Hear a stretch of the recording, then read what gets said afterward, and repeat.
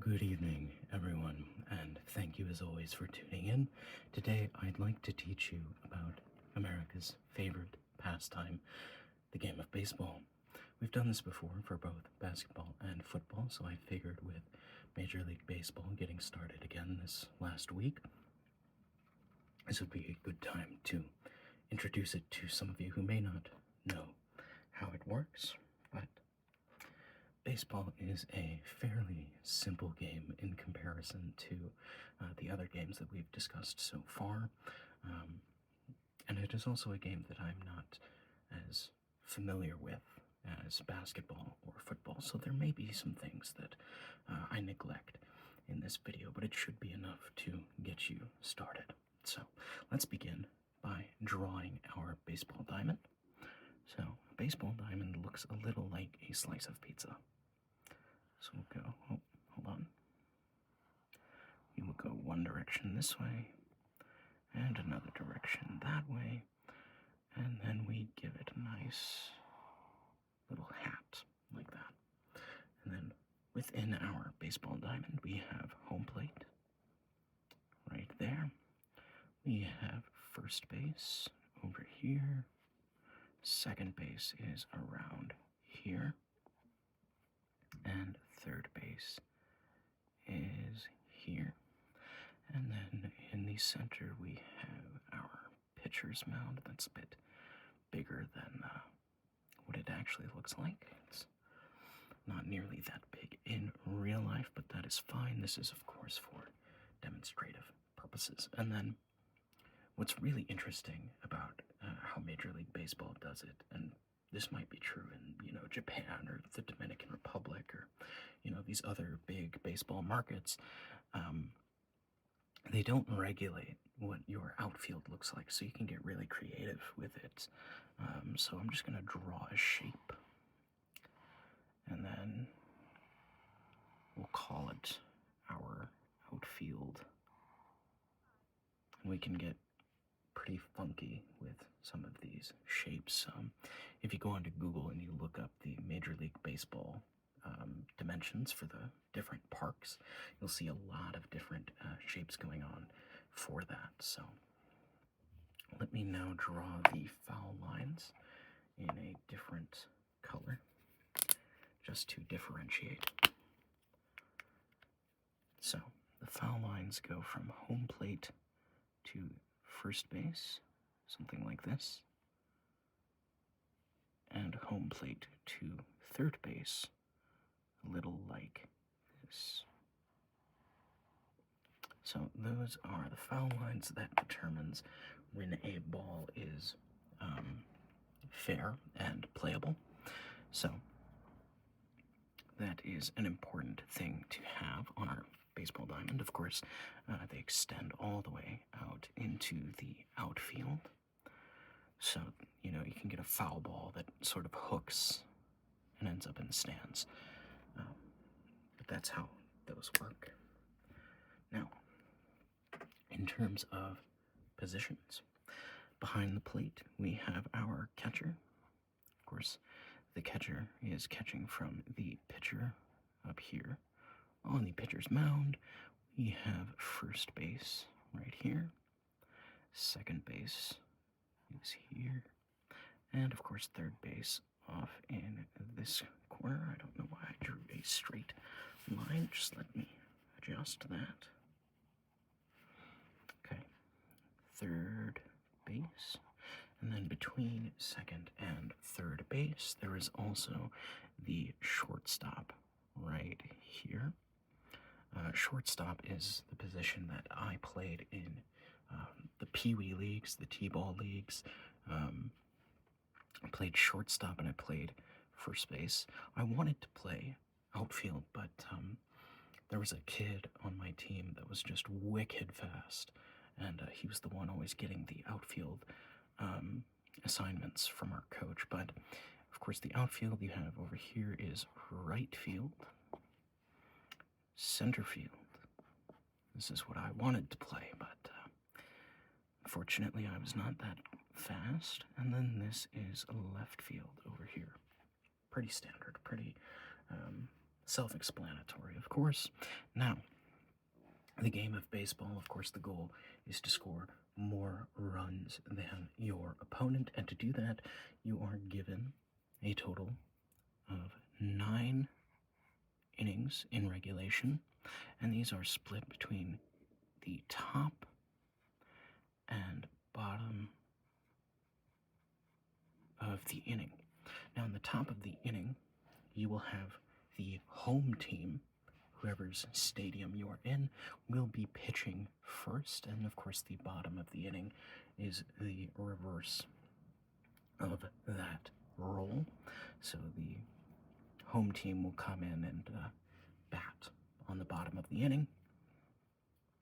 An inning can last as long as there are no more than 3 outs. So you are given 3 outs. And the ways that you get a player out is if the ball is hit into the field of play and caught in the air by any of these defensive players, even the pitcher, that will be an out. If the ball is grounded and then someone fields it and the ball reaches the base before you do, that is also an out. And of course, classically, as we all know, you get 3 strikes. 3 strikes, and you're out. So, a strike is essentially just swinging and missing the ball. Of course, you can also get a strike if you hit the ball and it lands foul. Even if it lands in the stands, it is still considered landing foul. The difference, of course, being you can't strike out on a foul ball. So there are sometimes you will see teams intentionally try to foul as much as possible in an effort to get the pitcher's pitch count higher. If you're facing a really good pitcher and you want to get that guy out of the game as quickly as possible, you want to get him exhausted, you want to waste his pitching, you can try to intentionally get that pitcher's count up by fouling as much as possible. Like, if I've got a batter that's going up and, they can get off, a 10, 11, 12 pitch at bat, I'm pretty satisfied with that. I think that's a legitimate strategy in some cases. Now, there are, of course, different things that you can do as the batting team that can help you score, such as a sac fly. Now, a sac fly, for instance, let's say there is a runner on third base, and there's only 1 out in the inning. You can hit that ball not necessarily intentionally to get the ball out, but you can hit that ball so that it stays in the air long enough for the third baseman to reach home plate before the ball is caught. It's a little more complicated than that, and I don't know the exact complexities behind it, but the basic maneuver is you just hit the ball in the hopes that you might get out, but the guy at third is going to get home. There's also bunting, where you bunt the ball so that it lands fairly, but it lands short, right? Like it lands around this area is typically where you want to bunt the ball, so it just, thuds into the dirt, and they gotta waste time sending the pitcher up to get the ball, and, maybe you get to first base, or advance a runner somewhere, something like that. There is also the ground rule double. Now, the ground rule double is something that comes up pretty rarely, but still does take place. The ground rule double is, say you hit the ball into the outfield and the ball bounces into the outfield seats. You would score a double and would be forced to stay at second base, even if the guy is, like a wicked fast runner. If the ball bounces out of play, it becomes unplayable. That is a ground rule double. Let me see here. Am I missing anything else with this? I don't believe I am. Of course, back in the day, there used to be something called the oh god, what was it called? I'm suddenly forgetting it. But basically, between the American League and the National League in Major League Baseball, in the National Leagues, you would have, I think it was the National Leagues, you would have the pitcher come up to bat as well. But that's no longer the case. There is now the universal DH rule where everyone has a designated hitter that hits for the pitcher. That's why it's called designated hitter. But, you know, the name never changed after they introduced the new ruling, so that's just what it is. Now, I'm forgetting to mention that in baseball, each team has a batting rotation of 9 players, numbered 1, 2, 3, 4, 5, 6, 7, 8, 9, of course. And this is where a lot of teams will build their strategy. So 1, 2, 3, 4, 5, 6, 7, 8, and 9. Now, for demonstration purposes, each of these batters are batting based on different needs.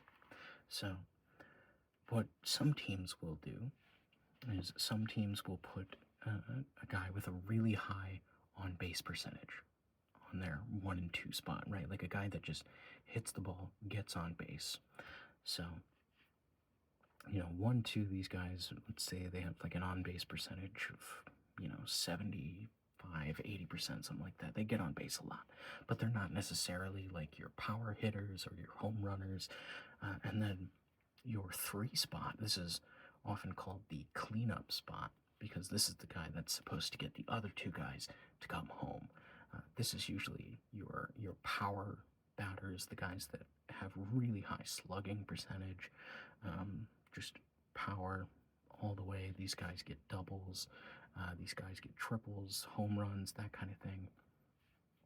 And then 4, again, usually another cleanup spot. Some teams will switch it where, the 4 spot is another guy that's like a high on-base percentage, and then your 5 is where you put another home run hitter, kind of power batter kind of thing. But, this is where team strategy starts to really play into how these teams operate. Of course, if you're the Dodgers, you just have all the best hitters in the league anyway, so you can just throw them in wherever. Of course, I think I see Shohei like at the 3 a lot, though. I don't watch the Dodgers too much because, again, I'm not like super well-versed in baseball, but I believe they put Shohei here like at the 3 quite a bit. I think Bryce Harper on the Phillies is another guy that ends up at the 3 a lot. I don't know baseball all too well, so some of you might clown on me in the comments for some of these things, but I think a guy that I think of that might be, kind of your 2 batter, I think it's like Adley Rutschman over on Baltimore, I think. There's that guy in Kansas City as well that was getting some buzz a couple years ago. I can't think of his name right now. It starts with a B. That's going to bug me for the rest of the day that I can't think of that guy's name, but somebody that I think of is like a 1 batter is like Paul Goldschmidt, formerly of the Cardinals. I think he's in New York now, where he just, gets up, gets on base, does his job, that kind of thing. And then, your 6, 7, 8, and 9, this is kind of where I don't want to say scrubs because, they're in the MLB, but this is where you guys that are struggling usually end up at the bottom of the rotation. Your 9 batter, again, used to always be the pitcher in the National League, and a lot of them had a really bad batting average. I remember once back then, I was at a game with my dad, and I don't remember who the team was that was visiting, but their pitcher came out, and he had a batting average of like 0.7, 0.8, something like that, and it was just, an automatic strikeout, but you don't have to do that anymore, right? So I think that was a really good rule change because, pitchers can still bat. Obviously, Shohei does it all the time. He comes up and he bats and he pitches in the same game. Pitchers can still bat. There's no rule that says they can't. It's just they're not required to do it anymore. So now it's only like the super freak athlete kind of players that go both ways. But yeah, that is the batting order. That is how that works. I think that's everything. Actually, there are a couple of rule changes that I'm not super familiar with right now. Because, again, I don't watch a lot of baseball. I go a couple of times a year with my dad to watch our local team. And that is about as much baseball as I stomach in a year, just because I think baseball is better in person than it is on TV. It's not a made-for-TV sport like football is. Football, I might get some flack for this. American football, you go in person, it is unwatchable. There's so many breaks and commercials and ads and all this junk. It is not a sport that you're supposed to be watching in person, in my opinion. But baseball, I think, is that. Same with hockey, right? Hockey and baseball are the two games that I think are better in person. Football is better on TV. Basketball goes both ways. You can enjoy it in either medium. But I say that to say that during the COVID era of baseball, when nobody was, going to games and everyone was locked down, there were two rule changes that I'm not sure if they removed or not, but I will explain them. So, if you get through all 9 innings and the game is still tied, during the COVID era, they would put a runner on second base immediately in the overtime innings. I don't know if that rule has stayed or not. I think it was called the advanced runner rule or something like that. But I don't know if that is still a thing. And then the other rule that they implemented during COVID that I'm not sure if is still a thing or not was during a back-to-back, if you had 2 games in one day, those games would be played to 7 innings instead of 9. I don't know if that rule is still in play either, but those were 2 things that changed during COVID for baseball. And I think that is all I have for you today. I believe that covers just about all of the basics. Of course, there are some more in-depth things that you can get into, especially with pitching. Pitching can get really nuts between, starting pitchers, relief pitchers, closing pitchers, the different types of pitches you can throw, fastball, curveball, knuckleball, screwball. There was even one that was, what was it, like a slinker, I think? I don't know. A slunk? They got some crazy names for some of these new pitches, but that is, I think, a little more out of the depth of what this video is trying to accomplish. So I hope you did enjoy. Again, I'm testing some new recording settings on my phone. If you prefer these settings, please let me know. If you would rather I return to the previous settings that I used, let me know that as well down in the comments. I thank you very much for watching, and I hope to speak with you all again soon. Goodbye for now.